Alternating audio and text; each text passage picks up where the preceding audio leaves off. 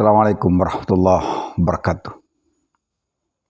Alhamdulillah wassalatu wassalamu ala rasulillah wa ala alihi wa ashabihi wa man wala. Rabbi shrah li sadri wa yassir li amri wahlul 'uqdatam min lisani yafqahu qawli. Pemirsa kaum muslimin yang berbahagia dan muslimat, saudara-saudara sebangsa dan setanah air. Alhamdulillah, syukur kita pada Allah Subhanahu wa taala karena Allah Subhanahu wa taala memberikan karunia, hidayah dan taufiknya yang diberikan pada kita semua sehingga kita bisa menjalankan perintahnya dan senantiasa berjalan di atas as-siratal mustaqim. Ada satu hal yang sangat tidak menggembirakan dan tentu saja sangat memprihatinkan bagi kita sebagai umat Islam, di mana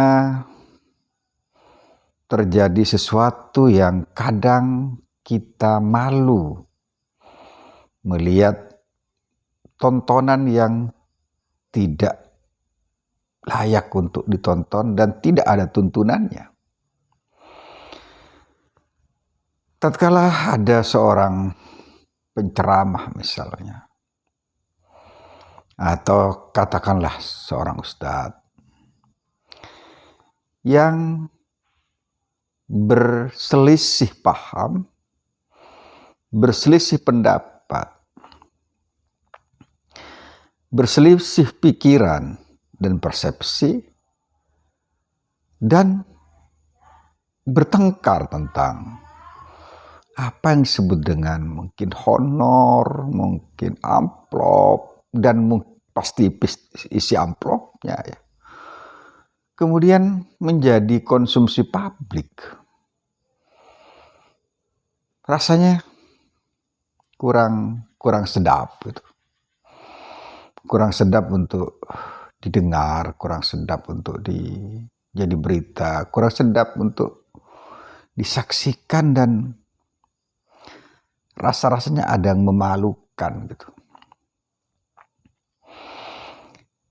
Padahal seorang guru ya, seorang ustadz, seorang kiai, tugasnya adalah mencerahkan umat, membawa mereka pada sabilur rasyad, pada jalan yang lurus, as-siratal mustaqim, pada hudan, pada hidayah, pada hak, pada kebenaran, dan jangan sampai menjadikan dunia sebagai komoditi ya.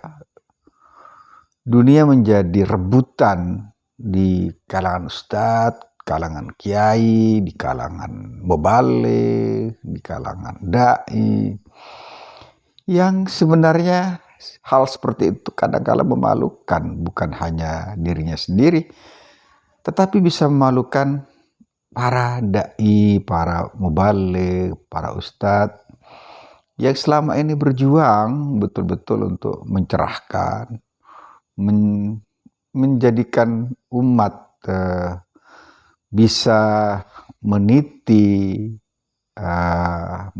jalan Allah Subhanahu wa ta'ala.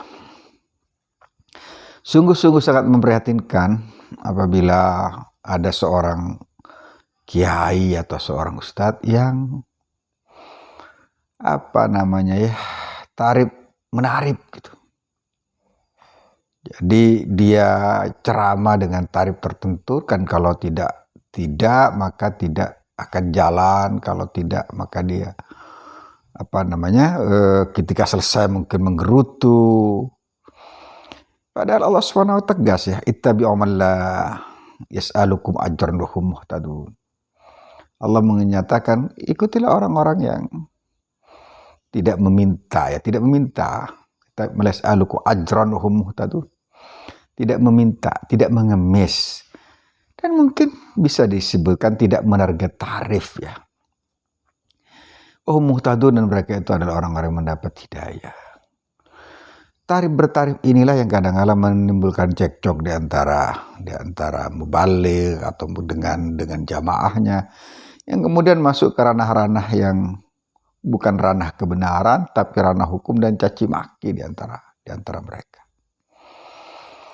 Ulama atau ustadz atau kiai yang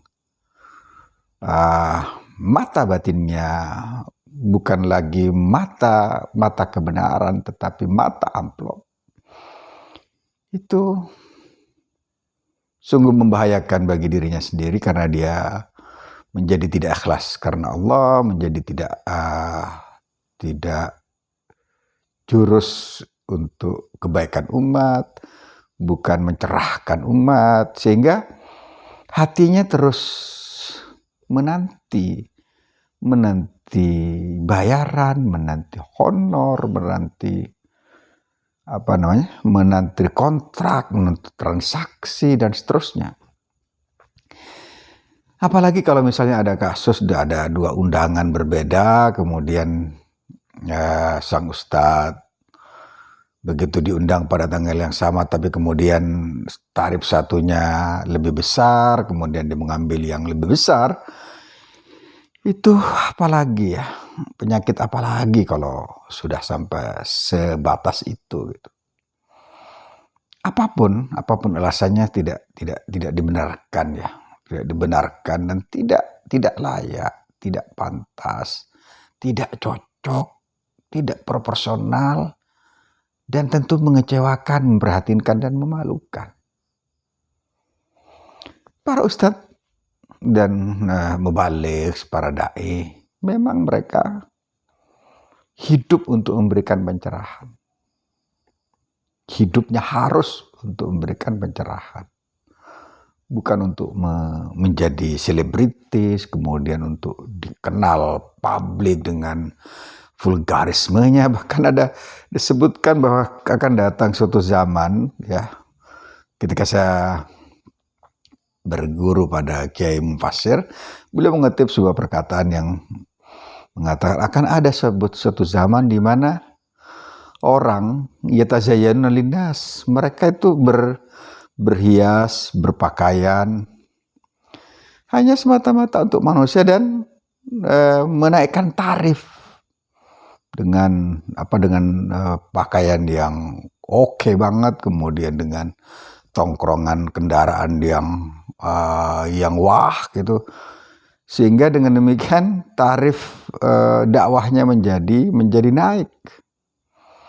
Yalbasuna libasa ad-da'an, linuhu kali ini ad-da'an ya, seperti lembut kulit binatang ya, yang kemudian istilahnya menjadikan orang tertarik melihat pakaiannya, tertarik melihat penampilannya. Tapi kata beliau, ini suatu zaman orang itu memperbaikan tampilan untuk menaikkan transaksi, menaikkan tarif ya, untuk pencitraan dan semacamnya. Kemudian beliau melanjutkan, ya kutipannya sangat-sangat pedas sebenarnya. Libasuhum, kata beliau, libasul ulama wa qulubuhum qulubudz dhi'ab. Pakaiannya pakaian ulama, tapi hati mereka berhati serigala ya. Memangsa, memakan sesuatu yang sebenarnya tidak pantas untuk dimakan dan seterusnya. Keprihatinan kita ini adalah keprihatinan umat juga ya. Sangat-sangat disesalkan apabila ada ustadz bertarung karena gara-gara amplop, gara-gara tarif, gara-gara honor. Itu sesuatu yang sangat bagi kita itu ya, bagi para dai itu sungguh-sungguh sangat memalukan, dan lebih daripada itu menurunkan martabat seorang ustadz, menurunkan martabat seorang dai dan seorang ulama. Itu sebenarnya mali walid dunia. Apa hubungannya aku dengan dunia gitu ya? Pada batas tertentu seorang ulama itu kaifa yumkin an tuhibballah wa fi qalbika hubbud dunya. Bagaimana kau bisa mencintai Allah Subhanahu wa taala sementara dadamu Disebutkan oleh seorang sufi, sebentar dadamu itu ada cinta pada dunia yang terus membara, yang overdosis. La yajtami' baina hubbid dunya wa hubbil akhirah, baina hubbid dunya wa hubbillah. Tidak mungkin bersatu dalam hati seorang cinta pada dunia dan cinta pada Allah, cinta pada dunia dan cinta pada akhirat. Nggak mungkin. Nggak mungkin bisa disatukan karena masing-masing memiliki jalurnya sendiri. Dan bercekcok tentang isi amplop itu, bercekcok tentang honor misalnya, itu ya mungkin kita masih terbelit oleh cinta kita pada dunia. Mungkin kita masih tidak bersih dari mencintai harta benda, dan kecintaan kita masih ada ruang-ruang yang tersedia untuk cinta pada dunia dan tidak full mencinta kepada Allah Subhanahu wa taala. Harta yang ditakdirkan, yang dijatah oleh Allah Subhanahu wa taala kepada kita semua, baik para dai, baik para pedagang, itu sudah ada ya. Bekerjalah dengan sebaik-baiknya. Jangan sampai hati seorang dai, mata batinnya menunggu kasih sayang makhluk, menunggu kasih sayang makhluk, menanti belas kasihan makhluk. Disebutkan kalau kau menanti belas kasihan makhluk, kau telah merontokkan rasa ubudiyah kamu kepada Allah Subhanahu wa taala. Semoga para dai kita, para ustadz kita tidak ada yang tercemar oleh kasus-kasus yang tidak enak didengar, tidak enak dilihat, tidak enak disaksikan, dan tidak enak untuk menjadi cerita kelam di dunia dakwah yang seharusnya mencerahkan. Assalamualaikum warahmatullahi wabarakatuh.